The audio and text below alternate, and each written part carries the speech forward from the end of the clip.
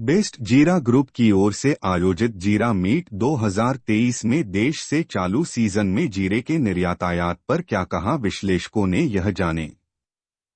Federation of Indian spice stakeholders के chairman Ashwin नायक इस कार्यक्रम के मॉडरेटर थे। यह चर्चा इस सीजन में अब तक के जीरा निर्यात और आयात के साथ भावी स्थिति समझने के लिए अहम है। आज 3 पैनल इधर होने वाले हैं, जैसा मुझे जानकारी मिली है। एक एक्सपोर्ट्स पैनल है, दूसरी फंडामेंटल है और तीसरी टेक्निकल है। हम लोग नॉर्मली जो फरवरी एंड मार्च फर्स्ट वीक में ट्रेड मीट करते हैं, उसके अंदर भी एक्सपोर्ट पैनल रखते हैं, लेकिन एक्सपोर्ट पैनल के लिए सबसे उपयुक्त जो टाइमिंग है ये यही है, क्योंकि फरवरी मार्च में इंडिया के अलावा जो बाकी की कोई भी कंट्रीज में सोइंग शुरू ऑलमोस्ट नहीं हुई होती है और उधर से जानकारी भी न के बराबर उपलब्ध होती है।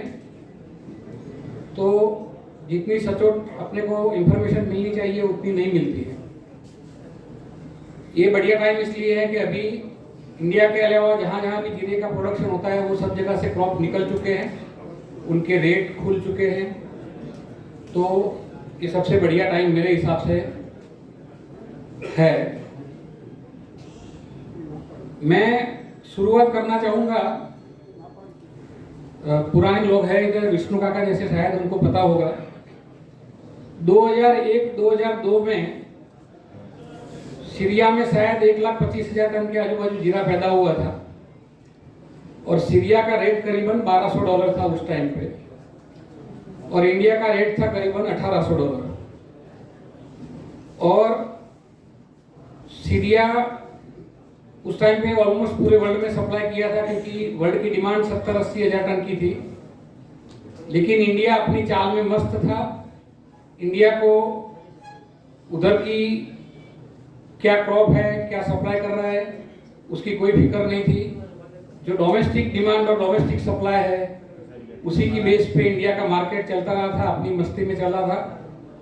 शायद 25 साल के बाद शायद हम लोग उसी तरह के साल से गुजर रहे हैं, और आज हम पिछले 2-2.5 महीने से दुनिया में जितने भी कंट्रीज हैं उस सब क्रॉप को इग्नोर करके अपनी मस्ती में चल रहे हैं, अपनी डोमेस्टिक डिमांड सप्लाई के ऊपर चल रहे हैं। मैंने ये बात इसलिए बताई क्योंकि हम लोग अभी इंडिया की ही डिमांड शायद पूरी कर पाएंगे कि नहीं पूरी कर पाएंगे, उसी पजल में है। तो वैसे देखें तो ये पैनल का अभी ज़्यादा इतना इम्पोर्टेंस है भी नहीं, क्योंकि आगे एक्सपोर्ट क्या रहेगा नहीं रहेगा वो हम लोग ऑलरेडी इग्नोर कर चुके हैं।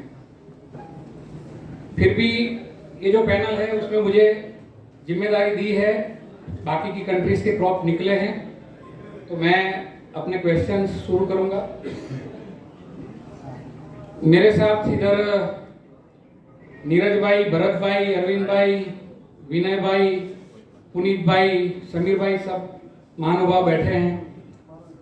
मैं एक के बाद एक से शुरू करूंगा। नीरज भाई, आपको इधर बैठा हुआ हर आदमी जानता है चाइना का आपका सबसे बड़ा काम है। अभी जो फॉरेन कंट्रीज के क्रॉप निकलते हैं उसमें सबसे लास्ट चाइना की क्रॉप निकली है। हमको शुरुआत वैसे जो पहले क्रॉप निकली थी उधर से करनी चाहिए, लेकिन मैं चाइना से ही शुरू करूंगा, क्योंकि चाइना की क्रॉप अभी रिसेंटली निकली है और उसके बारे में शायद इतनी इन्फॉर्मेशन अभी भी लोगों के अंदर है नहीं है, मुझे नहीं पता है, तो वो थोड़ी जानकारी ज़्यादा उपयुक्त रहेगी। तो चाइना का जो क्रॉप साइज है वो आपके हिसाब से कितना है, और उन्होंने अभी जो रेट शुरुआत में कितने खोले अपना माल एक्सपोर्ट करने के लिए, ऊपर तक कितने खोले, नीचे तक कितने खोले, और अभी आज के दिन में वो क्या ऑफर कर रहे हैं, वो एक साथ सभी जवाब आप देंगे तो लोगों के लिए काफ़ी जानकारी उपलब्ध होगी। थैंक यू अशोक भाई। ऐसे देखा जाए तो चाइना का जो क्रॉप है उसमें 2 व्यू आ रहे हैं चाइनीज लोगों की ओर से। एक वर्ग है वो लगातार बता रहा है कि 30,000 क्रॉप के करीबन चाइना का क्रॉप है, और जिस प्रकार से चाइना अभी मार्केट में माल ऑफर कर रहा है और माल बेच रहा है, वो व्यू देखते हुए अपने को लग रहा है कि क्रॉप की साइज 45,000 से 50,000 टन की होनी चाहिए, और कुछ कुछ चाइनीज लोग ये बता रहे हैं। और देखा जाए तो चाइना में अभी एक्सपोर्ट के, जैसे आपने पूछा कि एक्सपोर्ट के क्या भाव बता रहे हैं, अर्ली स्टेज में $5,800 के भाव खुले थे, और कुछ कुछ लोगों ने 5,700 के भी भाव शुरुआत में दिए थे। अभी वो सभी भाव 6,150 ऐसे मिल रहे हैं। और चाइनीज लोग जो सालाना 75,000 से 80,000 टन की खपत रखते हैं चाइना में, वो खुद पूरे वर्ल्ड में से जीरा इंपोर्ट कर रहे हैं। इस बार उन्होंने शुरुआती स्टेज में इंडिया से करीबन 30 to 35,000 टन का जीरा इंपोर्ट किया जून से पहले, और उनको पता चला कि उनकी खुद की क्रॉप हर बार जो 15,000 टन से 17,000 टन की आती है, वो इस बार दोगुने से भी ज्यादा हुई है। तो वो थोड़े पैनिक हुए शुरुआत के स्टेज में, और उन्होंने एक्सपोर्ट के ऑफर देने शुरू किए। जो सालों से इंपोर्ट कर रहा है वो इस बार एक्सपोर्ट में ऑफर करने लगा है। तो अपने को वहां से भाव में ज्यादा वेरिएशन मिल रहा है, क्योंकि उन्होंने पहले एक्सपोर्ट किया नहीं है। 300, 400 डॉलर के तफावत देखने को मिल रहे हैं अपने को उनके ऑफर में। थैंक यू नीरज भाई।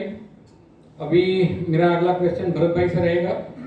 आप सब लोग भरत भाई को अच्छी तरह जानते हैं, शायद ज़्यादा करके सबको आपको ऐसा ही होगा कि भरत भाई डोमेस्टिक ब्रोकरेज का काम करते हैं, लेकिन मुझे पता है भरत भाई के यहाँ एक इंटरनेशनल डेस्क भी है और एक इंटरनेशनल ब्रोकिंग का पूरा डिवीजन है उनके यहाँ।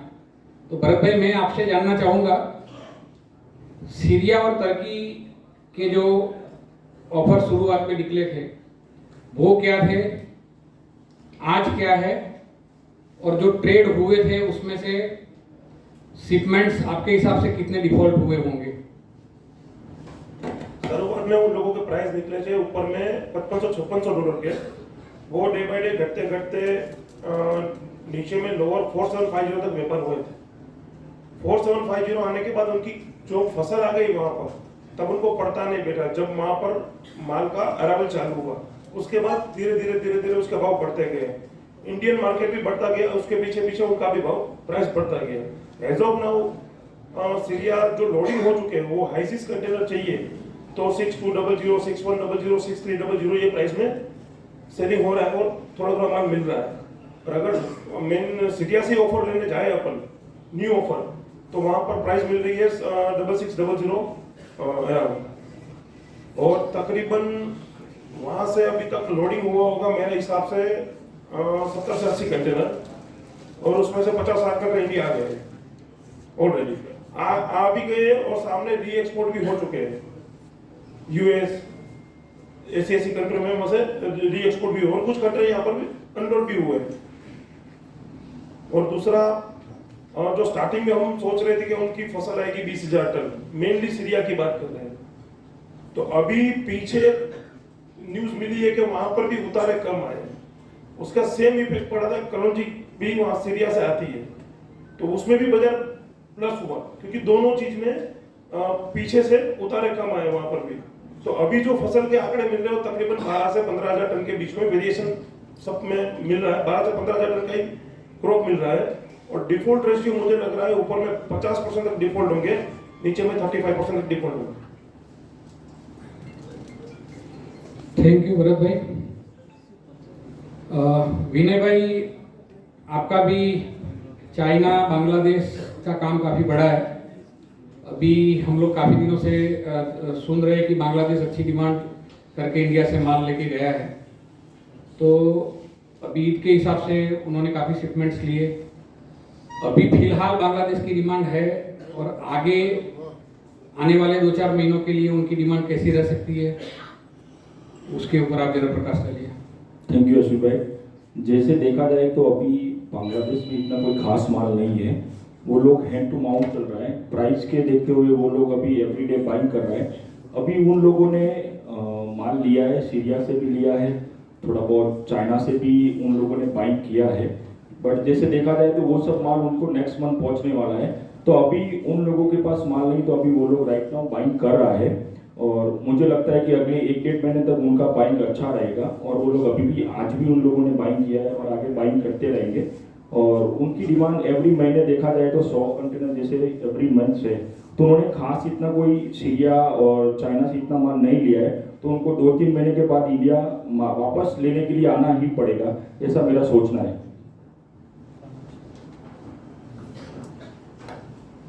थैंक यू विनय भाई।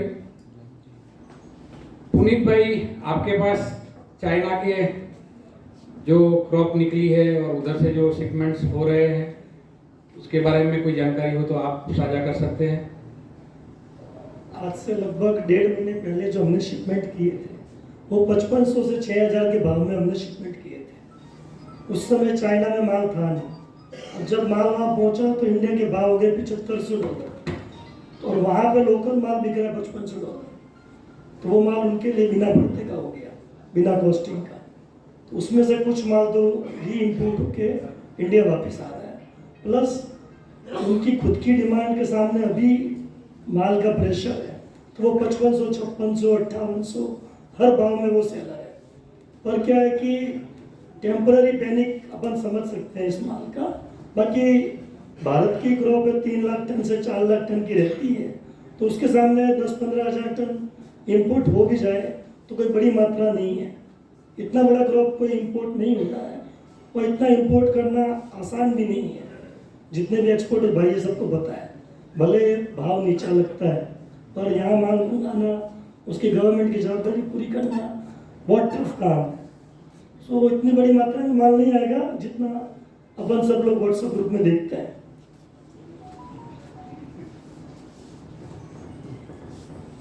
मौलिन भाई, आपको अभी आगे आने वाले 4 से 6 महीने में इंडिया से जो एक्सपोर्ट होता है उसमें चाइना की डिमांड कैसी आएगी, ये क्या लग रहा है आपको?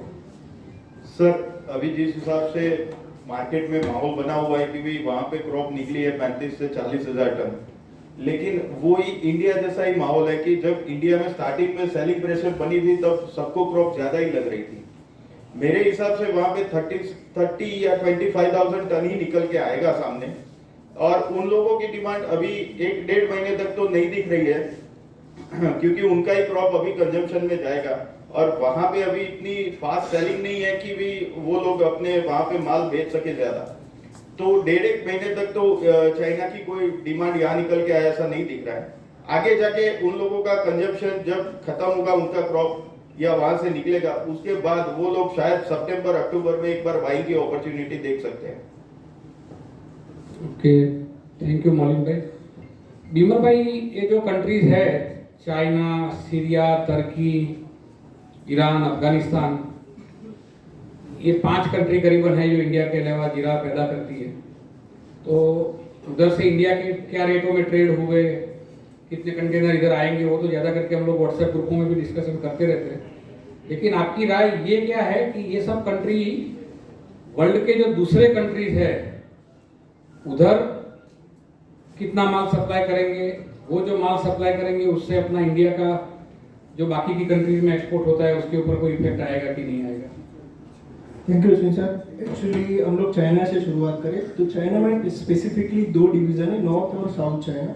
जो साउथ चाइनीज पीपल है उन लोगों का सर्वे बैठता है कि 30 से 35,000 टन तक उनका जीरा है, और जो नॉर्थ साइड पीपल है उन लोगों का 50,000 टन का एस्टिमेट निकल रहा है। मैं लास्ट वीक ही चाइना था, तो जैसे वो लोग ऑफर कर रहे हैं और जो वहाँ पे सिचुएशन बनी है पैनिक, तो 40,000 से 45,000 तक टन परफेक्टली वहाँ पे क्रॉप यही है। उन लोगों ने ऑफर स्टार्ट किया था $5650 से लेके, और $6,000 तक उन लोगों के काम भी हुए।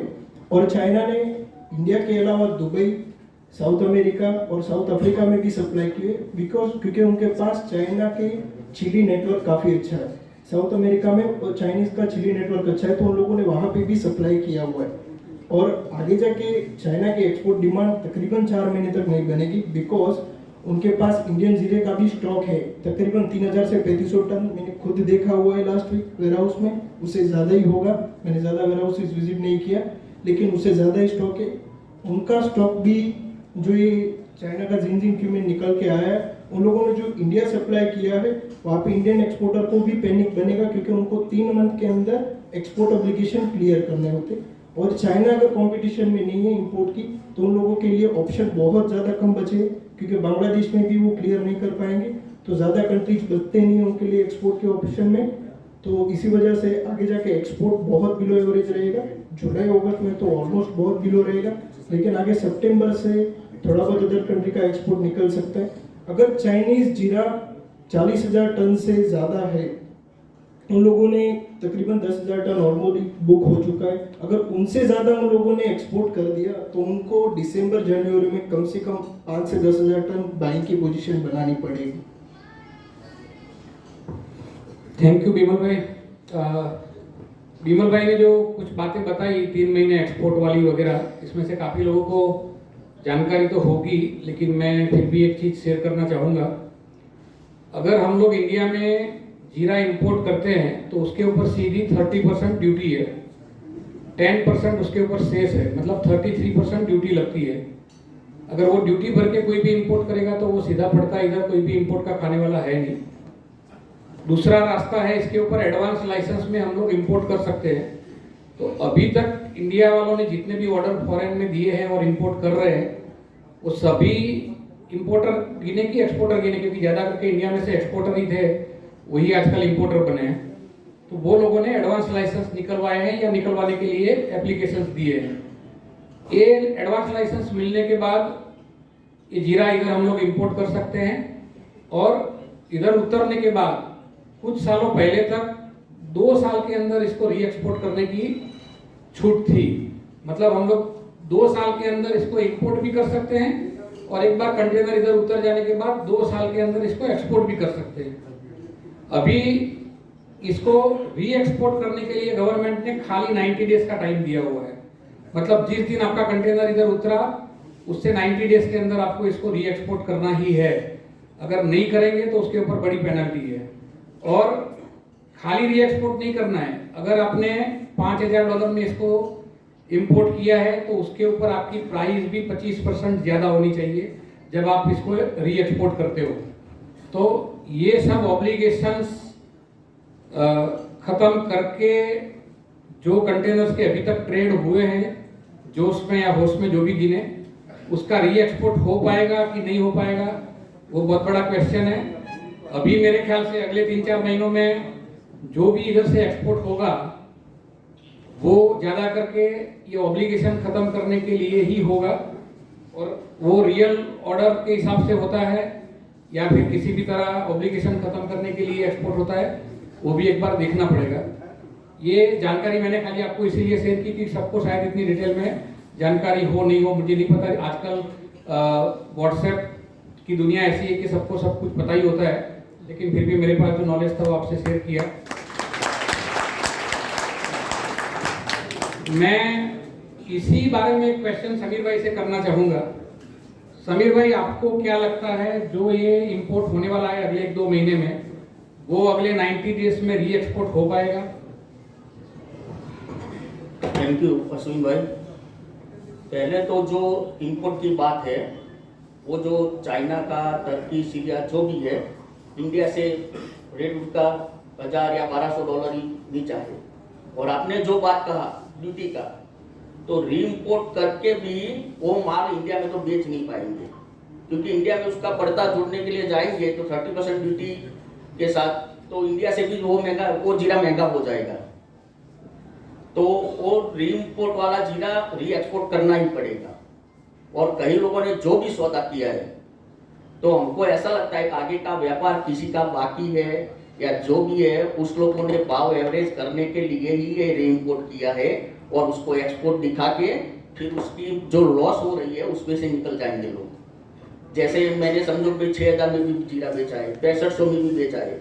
आज चाइना का ऑफर हमको 5500 से स्टार्ट हुआ था, तो हमने 5500 में से भी लिया है, चाइना से 5700 में भी लिया है, आज 6200 का ऑफर है। तो अभी हम भी रुक गए हैं, क्योंकि इंडिया से पट्टा नहीं खा रहा, इंडिया से तो ऑलरेडी एक्सपोर्ट में पट्टा नहीं खा रहा है। तो चाइना से इंपोर्ट करके उसको पोर्ट पे जो भी है रीपैकिंग करके हम जैसे ब्राज़ील, मोरक्को जो भी कंट्री आए उसमें हम एक्सपोर्ट करेंगे। और अभी जो एक्सपोर्ट की बात है तो दूसरी अदर कंट्री में हमारे जो ब्रोकर लोग हैं ब्राजील में है, सब जगह पे, अमेरिका वो सब है, वो लोग अभी कंटिन्यूस तुर्की, सीरिया, जो भी बोलो, चाइना, वहाँ से ही माल ले रहे हैं। अभी इंडिया में बिल्कुल एक्सपोर्ट का डिमांड जीरो है। हम और ये जीरो डिमांड लगभग मेरे ख्याल से नेक्स्ट 3 महीने तक रहेगा। जैसे चाइना का ऑफर आ रहा है तो बहुत गैप में आ रहा है, कोई 6200 का ऑफर दे रहा है, कोई आज भी अभी 5500 का भी ऑफर दे रहा है, तो वो लोग बेचने में पड़े हैं नीचे भाव में।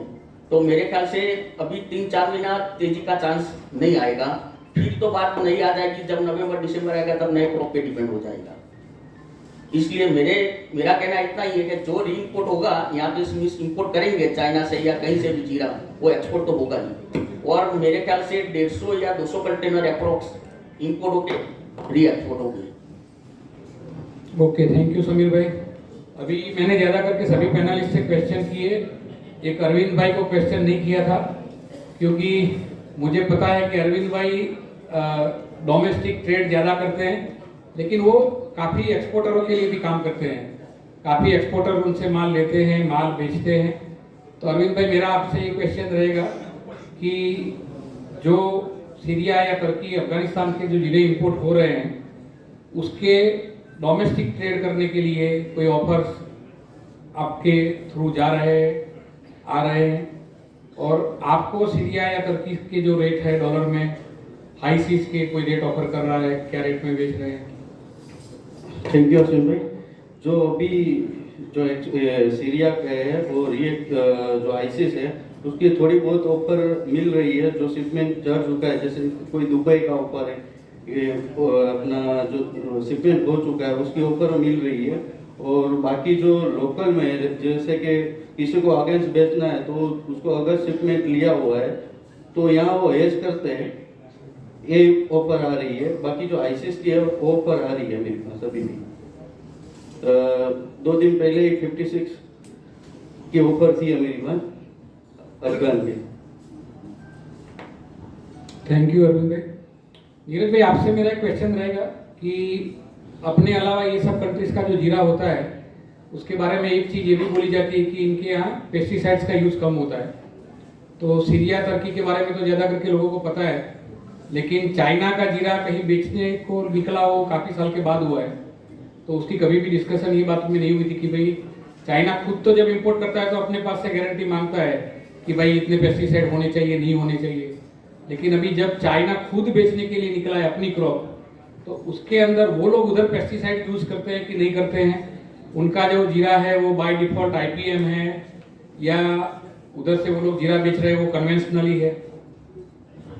अश्विन भाई, ऐसे देखा जाए तो चाइना के अंदर पेस्टिसाइड सेलिंग के ऊपर बहुत सारे प्रतिबंध लगे हुए हैं।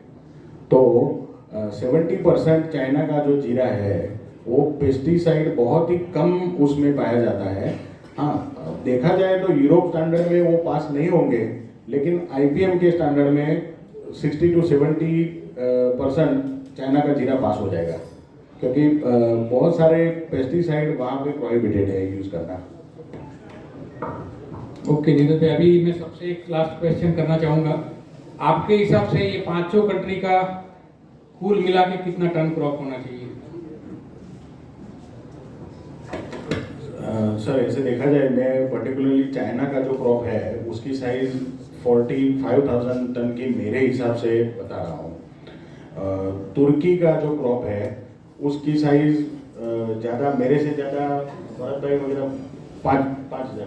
5,000 टन की बता रहे हैं।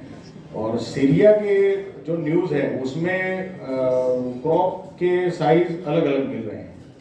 कुछ लोग बोल रहे हैं कि सीरिया 15,000 टन है, कुछ लोग बोल रहे हैं सीरिया 25 से 30,000 टन मिनिमम है, और कुछ लोग ऐसा भी है वो बोल रहे हैं कि 40,000 टन सीरिया है। तो वो मैं ज़्यादा आपको क्लियरिफाई नहीं कर पाऊँगा उसमें। बाकी अफगान और ईरान की जो क्रॉप है वो दोनों मिला के मेरे हिसाब से 15,000 टन से ज़्यादा नहीं होनी चाहिए। ओके, इन्हें भी आपके हिसाब से?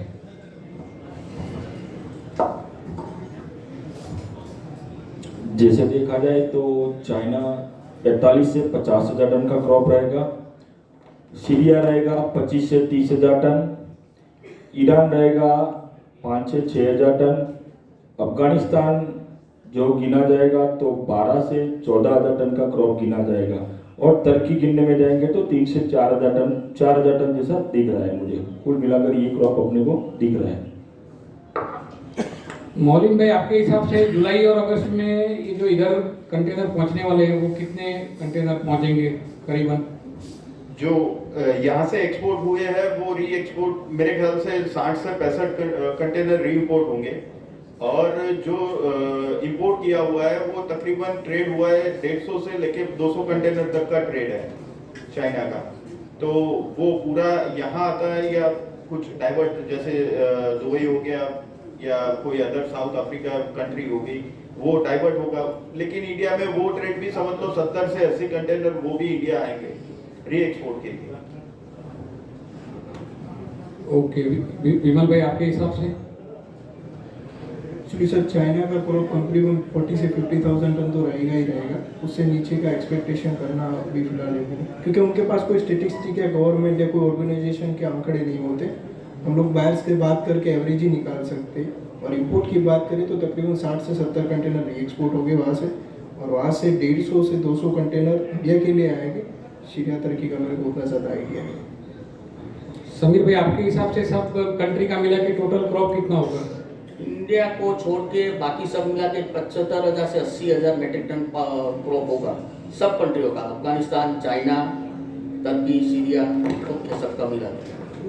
ओके, जो इधर अपने लोग बैठे हैं उसमें से किसी को भी क्वेश्चन करना होगा?